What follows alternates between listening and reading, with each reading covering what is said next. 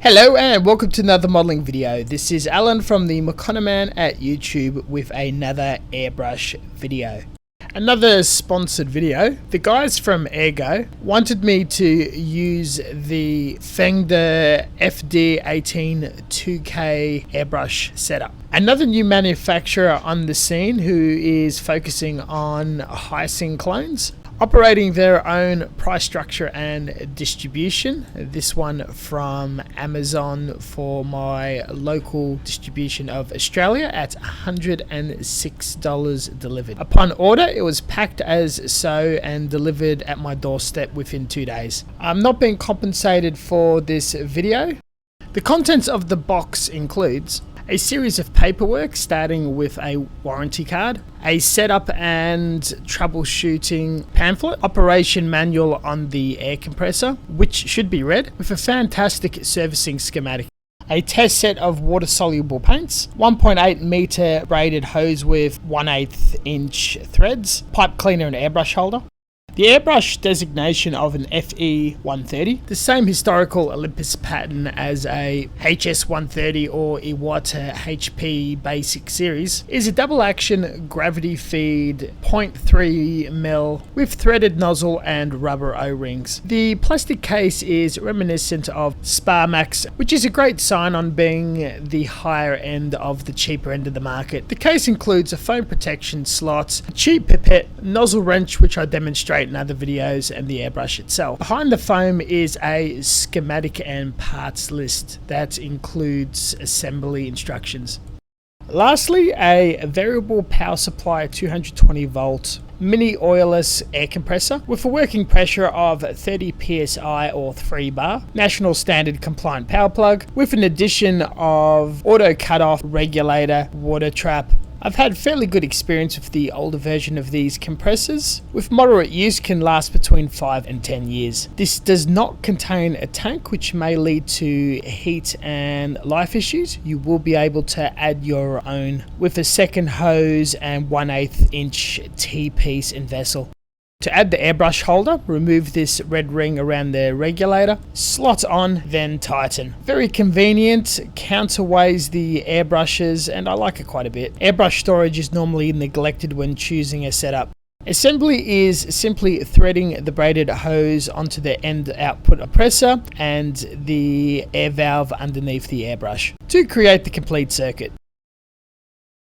With any new airbrush, I always recommend to disassemble and reassemble multiple times for having a sound understanding of the mechanical functionality. Makes fault finding, tuning and operations a lot easier. I have extensive amount of videos in the class of this airbrush in detailed disassembly, reassembly and small niche fault finding aspects like changing of O-rings, needles, nozzles on this channel. Stripping down is very straightforward and standard. During this, we'll be lubricating the internals using petroleum jelly and a Q-tip, focusing on the trigger components that will be a lot of metal on metal friction, such as the trigger component and air valve trigger. The rear part of the airbrush can also take a bit of glazing. The hardest part is guiding the trigger bottom into the channel for the air valve. It'll take a few attempts and you know it's right when you can see the brass in the middle. Everything's a precision fit, there's no rattle, feels very solid. The threads are smooth and suitable, pretty long. The needle guide to trigger assembly goes in 3 pieces and slots in the back, threading all the way in. Feed the needle all the way through, being careful of snags, making sure the trigger is aligned correctly. Don't force if it hits a stop. Once seated into the nozzle, you're looking for about 2 mil sticking out. Finally adding the last of the pieces, the nozzle crown, the needle nut, the back of the airbrush with a needle stopper, and finally the air valve. All very standard, no trouble putting it together. There's more detailed videos on the whole process on the channel, titled Everything You Need to Know About Hyacinth Airbrushes. The air compressor is a lot more straightforward, but there's a few rules in keeping it maintained and long-lived.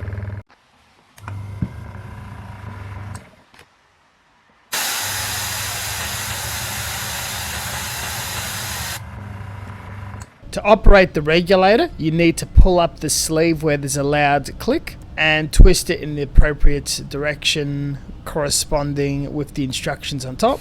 The pressure gauge and the adjustment of the regulator can only occur as it's running or you're spraying air out of the brush. The holding pressure does not assist us at all, except for when the auto cut off starts and shuts down. The moisture trap will collect vapor and funnel it down into condensation. As it's under pressure, you pull the nipple up and it shall drain. After the initial tests and a few hours of operating, I can confirm it works fine. The piston O-rings can perish, and it's important not to store it with pressure. When turned off, drain all air and moisture. This will also prevent internal rust. Against my better judgment and poor experience with water-soluble paint, decided to test what came with the kit, assuming it's just Chinese cheap poster paint. With a good shake, the viscosity was overly thick, so cut it with 50% tap water. A good mix, and it's not really sticking to the side of the plastic walls very well. But I'm going to spray it regardless as a part of the review. This is just another lesson of the importance in testing and trying before assuming. On paper, it was pretty decent and atomized once I got the hang of it. On plastic, sanded of course, it would not adhere and had weird fish eyes. Adhesion issues, which is not designed unless the surface is primed or treated. Anyway, it is perfectly suitable to thin down and play around with your airbrush before you use a more suitable or favoured, more expensive medium. Besides adhesion, my only other complaint is pigment density, but I'm probably asking for way too much with an extra freebie. This should not have any bearing in regards to the rest of the set. Now for a proper control test by the standards of this channel. We'll be using a middle of the road lacquer hobby paint with automotive lacquer thinner at a watery viscosity. When swirled in a plastic cup, it will transparently stick to the side. My choice of solvent paints over water soluble is that it's optimized to sit and adhere to most, if not all, surfaces, porous or not. The paper, it is just as fine as the acrylic. Being my regular go-to, you can see I've got a lot better control over the lines and spray signs. Back to the airbrush. Overspray is minimal with a lack of any spluttering. Control is pretty easy. Gradients are very smooth. Airflow is what I expect from this pattern of airbrush. Generally above average, pretty good, very happy, but not super amazing. Coverage on the plastic spoon is pretty quick and smooth, no cloggage or interrupting. Where it gets difficult, I've tightened up and pre-shaded all the panels of this Gundam model piece as I would on any military or science fiction scale model. My preferable subject that I use airbrushes on. In a pinch for being a general purpose airbrush, in this regards, it did a really good job.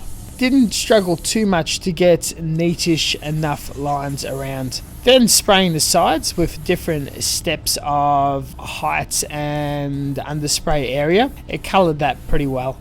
The airbrush is built for professional use. I see this more as an entry-level kit or something at a pinch. My take is it's a fairly general use and will cover almost any requirement you would need on a budget. It fulfills its purpose very well.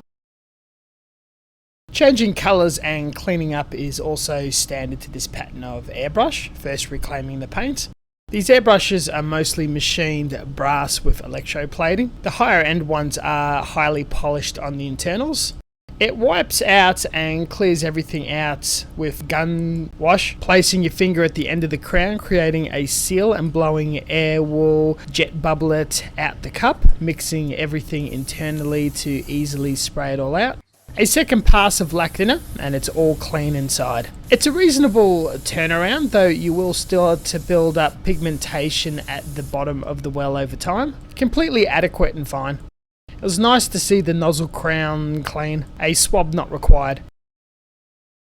Concluding and wrapping all of this up, I have been very thorough and critical with this set. It should be known with the Heising pattern of presses and airbrushes, the universal thread is amazing as you can mix parts and get aftermarket components and extra add-ons. They are inexpensive and very accessible, with many dozens of variants and small changes in the location of the cups, rear bits and front end works. Everything from the old original lines from 20 years ago to what's being produced now is available on the market currently at the same time. Relabeled under brands everything from Masters, Delta, Sparmax, KK Moon, plus many small regional brands, especially around paints, communities, small shop chains. They all blend together in whatever market location or storefront you're at, and the quality is hit and miss, with the worst giving the reputation of Chinese manufactured airbrushes being not so good. Worse, back in the day, the price being hundreds of dollars for a very basic setup and the price becoming lower and lower over the years, with better distribution, stiff cutthroat competition and choice. With a YouTube channel, I've got the weird idea to try as many of these as possible and compare and rank them. At $100 through Amazon, 2 days shipping, I gotta say this definitely takes the cake for my local community. This is one of the best value for money sets I have come across, and feel it's very safe to endorse to freely gift it as a gift to someone starting the hobby, or taking the plunge for yourself, or completely adequate for people returning to the hobby or replacing an existing aging setup. I do find older compressors do start to lose their pressure after several years. Definitely consider the version with the tank at a higher cost. I hope this review was of some help. Check out the description section for the Amazon link regarding Australian distribution and the international website with the full catalogue of every airbrush set and catalogue. You're also free to search the brand name on Amazon for other regions. Thank you very much for watching, and as always, until next time, stay tuned for further content and we'll catch you guys next time. See ya.